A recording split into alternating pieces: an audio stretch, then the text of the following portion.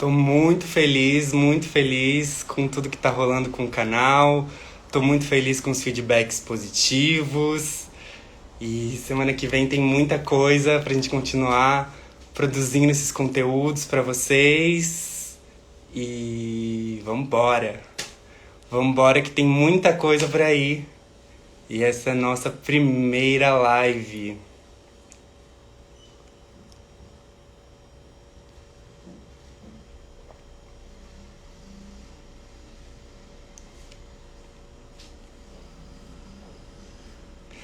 Bom, a minha convidada de hoje é a Mona Linda, uma amiga maravilhosa que tá morando lá em Portugal. Também é uma drag do cinema, também é atriz maravilhosa, faz show de Madonna, já tá há um tempão aí na montaria. E hoje a gente vai bater um papo bem bacana. Ela tá falando que eu tô precisando de mais luz, vamos ver o que eu consigo de luz aqui.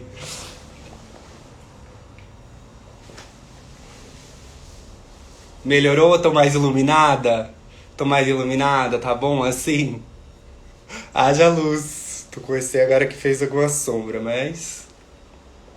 Enfim.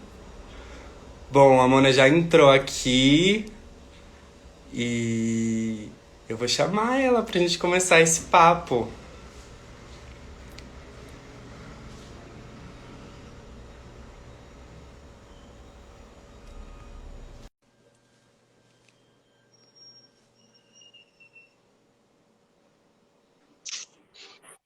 Oi, Oi, amiga! Tudo bom? tudo ótimo e com a senhora? Tudo Tudo ótimo, certo. tudo não tá, mas tudo bem, né? Como diria a nossa querida Lady Kate, da nossa amiga maravilhosa Catiúcia. A Ai, minha prima tá assistindo a queijaria da vaca profana. adorei. Amiga, Ah, eu tenho uma coisa aqui pra nós, que é, vamos fazer um brinde então, né, gente? vamos! Ai, pra senhora, um arraso. Vamos lá, que esse seja o Arrasou! primeiro programa de muitas. Vamos ver como é que funciona isso aqui. Ai, meu Deus.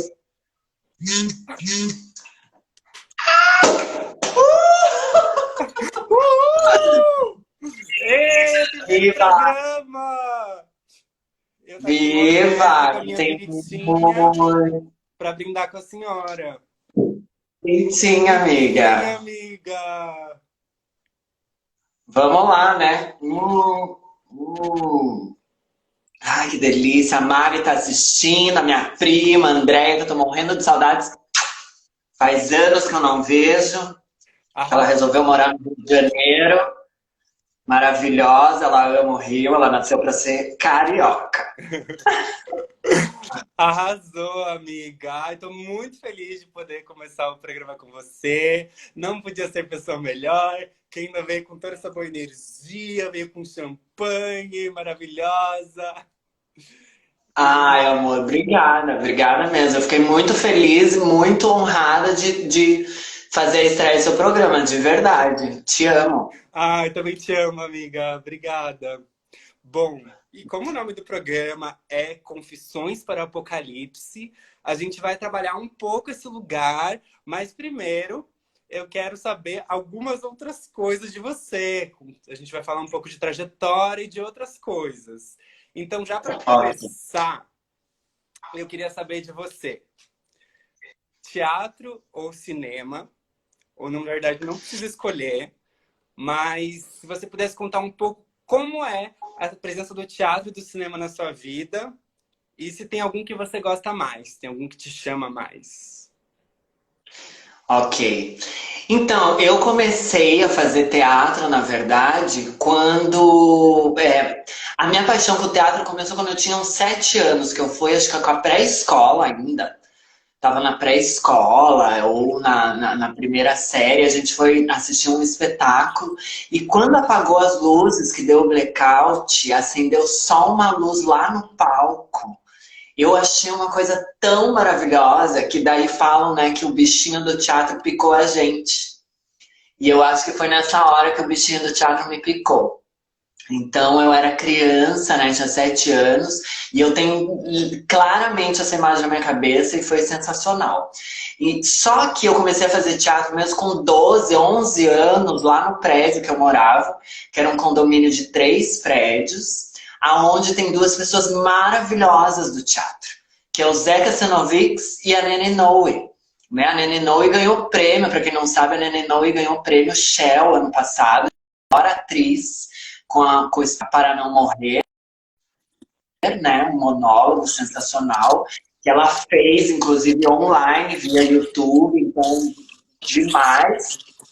E o Zeca Sinovic é um grande ator curitibano também, super premiado, faz teatro, faz cinema, faz televisão. E a Nena, eu considero a Nena como a minha madrinha do teatro, eu sempre falo isso. Porque ela foi a primeira pessoa que me incentivou a continuar. E daí a gente escreveu essa peça de teatro, as crianças do prédio, as meninas, eu era o único menino, na verdade, a única bicha.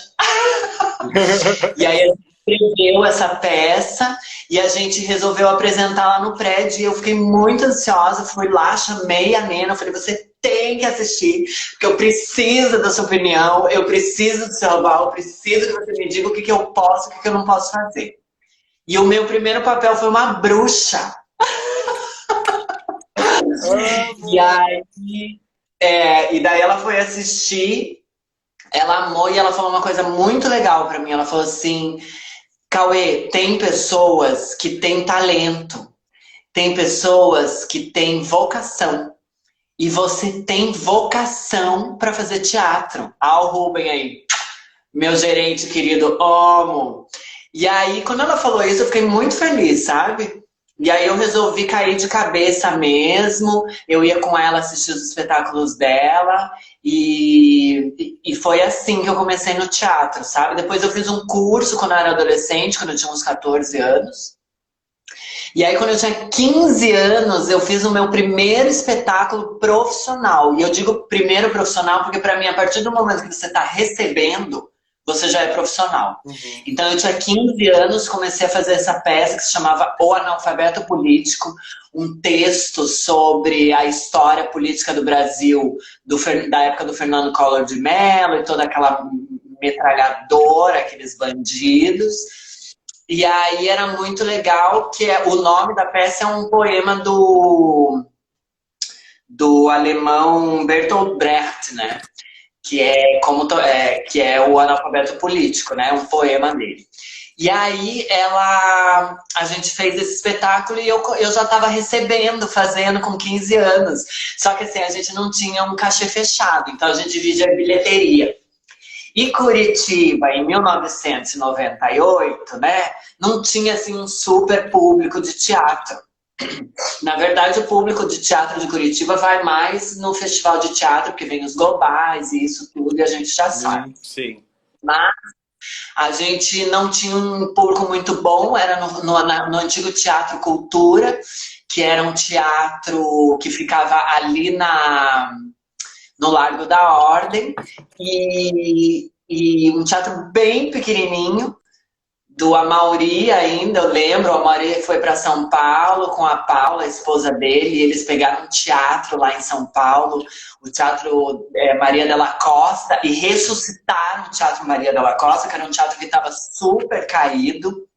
E eles ressuscitaram um teatro que tem 500 lugares, tem balcão. Então você imagina, para duas pessoas de Curitiba, que não eram conhecidas em São Paulo, assumirem um teatro de 500 lugares, com balcão, e fazer aquilo bombar. E eles bombaram, eles estão fazendo o maior sucesso lá há 10 anos. Caramba. Então, assim, sensacional. Caramba! E daí eu fui morar.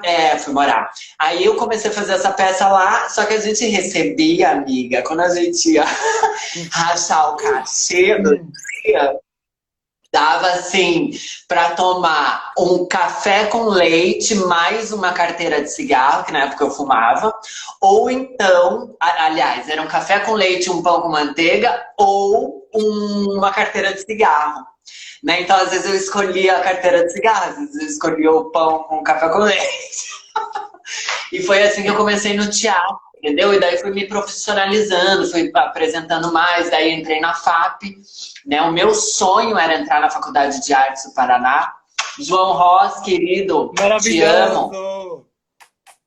É. E aí o meu sonho era entrar na Faculdade de Artes do Paraná, e aí eu consegui entrar, que é uma faculdade pública.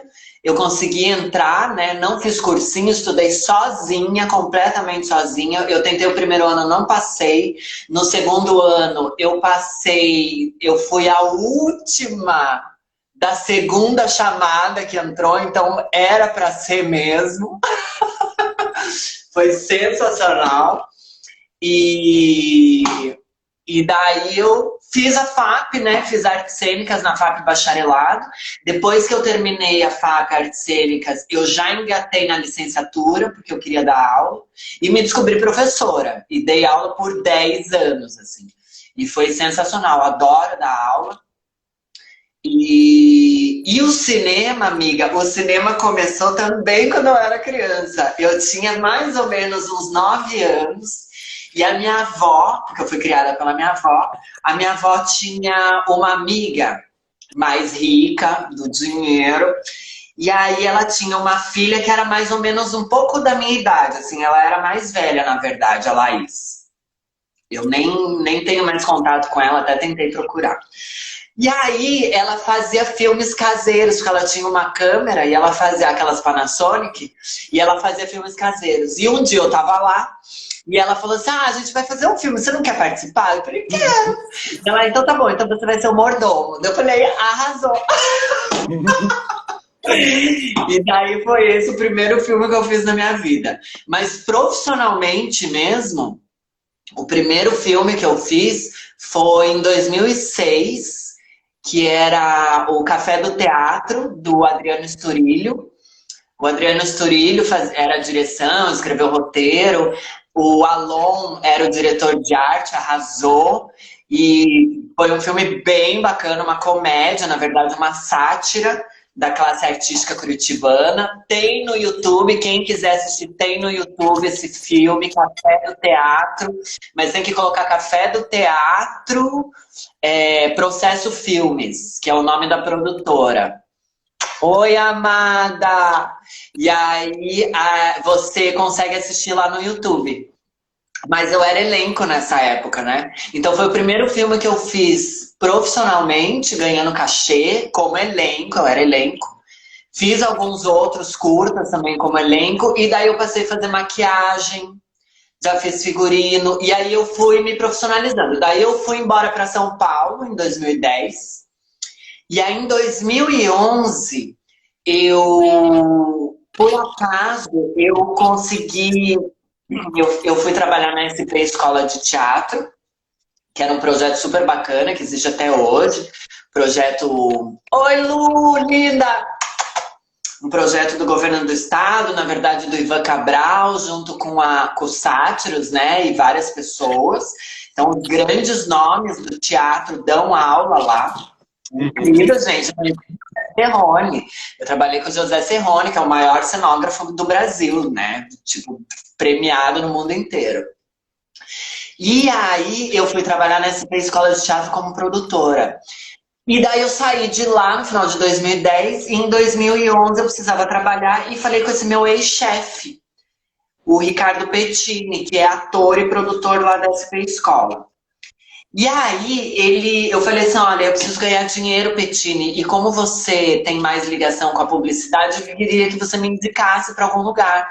Aí ele falou, tá bom, eu vou te indicar para você ir lá na O2 Filmes, você fala com a Cecília Homem de Mello, que é a gerente de elenco, e aí você fala com ela e vê o que dá.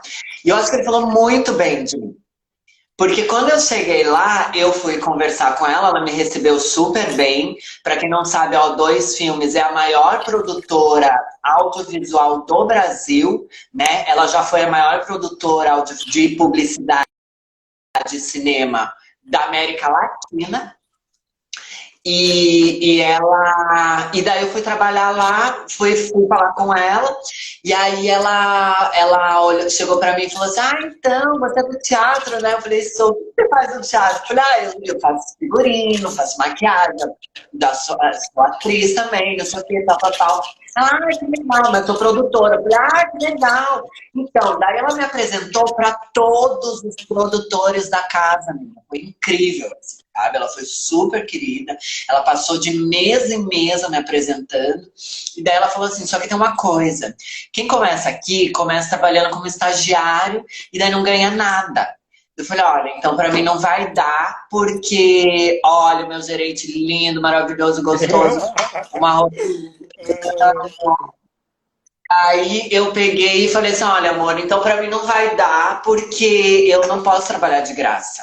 Eu não tenho pai, eu não tenho mãe, não tenho ninguém para me sustentar, eu tenho a minha vida para pagar e eu preciso trabalhar recebendo. Dela, então vamos fazer o seguinte: você vai começar trabalhando, recebendo.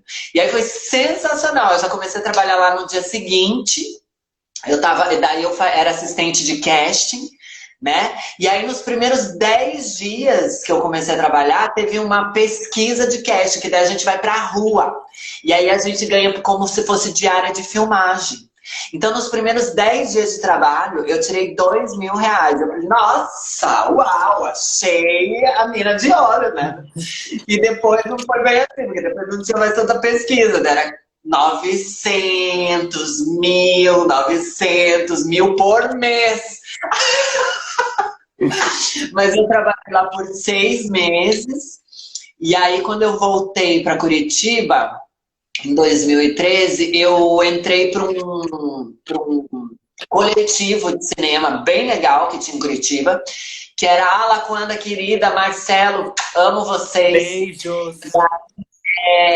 Esse coletivo era o CLEA, que se chamava Casa da Livre Expressão Artística, onde tinha vários estudantes de cinema da FAP e algumas pessoas profissionais e outras pessoas que não eram do cinema, porque eram da comunicação, do jornalismo, A Lia! como a Laís, né? A Laís de Lugos. E aí a gente começou a fazer muitos filmes mesmo. Teve um ano que a gente fez praticamente, sei lá, um filme por mês, quase, um filme a cada 2 meses a gente fazia. E aí a gente foi se profissionalizando assim, fazendo filme, fazendo filme, fazendo filme. E aí quando eu vi, eu já estava fazendo longa-metragem, já fazendo seriado, e foi uma coisa maravilhosa. Ai, Lia, amor, querida. E aí quando eu vi, foi assim, Lili. Daí eu amo o cinema, meu amor. Eu amo. Agora é difícil dizer que eu amo mais o cinema ou mais o teatro. Eu acho que eu tenho, pelos últimos anos, desde 2013, né, trabalhando direto com cinema, eu tenho um carinho muito especial pelo cinema, assim, pelo audiovisual, sabe? É um processo. No cinema eu me descobri como produtora de objetos. Né? Para quem não sabe, produção de objeto é tudo aqueles objetos que estão em cena, né? Desde uma espada, um abajur, a garrafa, o copo, tudo, todos os objetos que estão em cena, né? Os adereços, é a produção de objeto que faz. E isso para mim é sensacional, porque você faz uma pesquisa de objetos. Por exemplo, quando a gente fez aquele filme da Casa de Isabel, era um filme de época, passava na década de 70. Só que a gente precisava de objetos da década de 60, 50 e 70, final de 70 também. Então foi uma coisa muito louca, porque daí é uma pesquisa que a gente faz. O mais legal é isso, é a pesquisa. Né? Então é muito sensacional, e as pessoas que você vai conhecendo no meio do caminho, sabe? Que te trazem objetos, que tem uma história. É muito legal. Assim. Então, Sim. eu amo cinema e amo produzir teatro e amo produzir objetos para cinema. Arrasou, arrasou. Adorei, adorei. Adorei toda essa história. Só um adendo, que a minha primeira montaria de quando eu era criança também era uma bruxa, foi uma bruxa, viu? Ah, Tenho adoro, fotos disso. adoro. Um dia eu vou postar as unhas feitas de embalagem de Danone. Ah! Ah, não posso falar marcas aqui, perdão. Agora puxando, a gente vai começar agora a parte apocalíptica desse programa. E eu queria puxar para você um pouco de teatro. Você disse uma vez que você gostava muito de uma peça chamada Pluto ou um Deus chamado Dinheiro. É uma peça escrita lá na Grécia, de Aristófanes, que já falava sobre, né, sobre esses problemas gerados pelo capital. Então, eu queria que você comentasse um pouco sobre isso.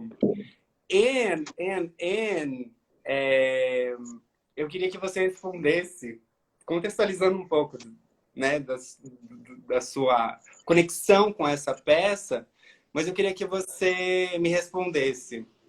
Se você pudesse mudar uma coisa no mundo antes dele acabar, o que seria? O que seria, Mona Linda? Mudar uma coisa no mundo, gente. Eu acho que uma das coisas que eu mudaria no mundo é eliminar o plástico. Acho que é isso, assim, sabe? Porque o plástico incomoda tanto, né? Ele é tão prejudicial para a natureza e futuramente para a nossa vida, que eu acho que eu mudaria no mundo, eu extinguiria o plástico, assim, sabe? E acho que e tem uma frase do Einstein, né, que é muito real também, que é a questão, que é aquela famosa frase dele que ele fala assim: existem duas coisas infinitas no universo. Uma é o próprio universo, a outra é a ignorância do ser humano. Mas eu tenho dúvidas em relação à primeira. Então, assim, a nossa ignorância, tanto em relação a conhecimento quanto em relação a repetir os erros, é tamanha que é infinita, né? Então, acho que eu gostaria que as pessoas fossem mais conscientes para não repetir os erros. Em relação à peça do Pluto, né? Qual que era a pergunta mesmo? Desculpa, sobre a peça. Não, na verdade eu quis puxar esse assunto de trazer as questões do hoje, né? Porque assim, você vê que é uma coisa lá, foi escrita antes de Cristo e a gente daqui está debatendo, a gente está debatendo um momento que a gente não pode, que a gente, né, tem gente descobrindo que é agora que a gente não pode nem respirar nem comer ouro, né? E aí? E aí? Então, amiga, pois é, eu li essa peça e eu queria montar essa peça. Eu fiz um projeto para montar essa peça, só que eu não consegui a liberação dos direitos autorais, que era de uma escritora que ela escreveu, fez a tradução. Eu não lembro o nome dela. Essa peça é muito legal e ela é muito interessante justamente por isso, porque o nome da peça é Pluto ou um Deus chamado Dinheiro, né? Saudade você também, meu amor. Pluto ou um Deus chamado Dinheiro. E essa peça fala exatamente sobre isso, porque Pluto é um deus grego cego. Ele é cego. E ele é o deus do dinheiro. Só que ele distribui o dinheiro e ele não sabe para quem ele está dando. E aí essa que é a questão, porque ele dá para pessoas que já são ricas ou pessoas que são muito avarentas, entendeu? E a população fica indignada, fala: poxa vida, mas o senhor está dando dinheiro para quem não merece. E quem está precisando está sem, e daí? Como é que faz? Então é uma comédia escrita por Aristófanes, né, 2.500 anos atrás, incrível, e que reflete a nossa situação até hoje, assim, né? Então, essa coisa da ganância, de quem tem muito dinheiro e quer mais, sabe? Então, e é justamente o que está destruindo, assim, é o que destrói qualquer nação, né? É a ganância, né? A ganância pelo dinheiro e pelo poder. A gente viu isso na história, né? A Grécia tinha tanta ganância por poder, né? Por ser o país que fosse comandar todos os outros, né? Que eles saíram matando todo mundo e conquistando vários lugares, invadindo e conquistando, que uma hora o império caiu, né? A mesma coisa os romanos, né?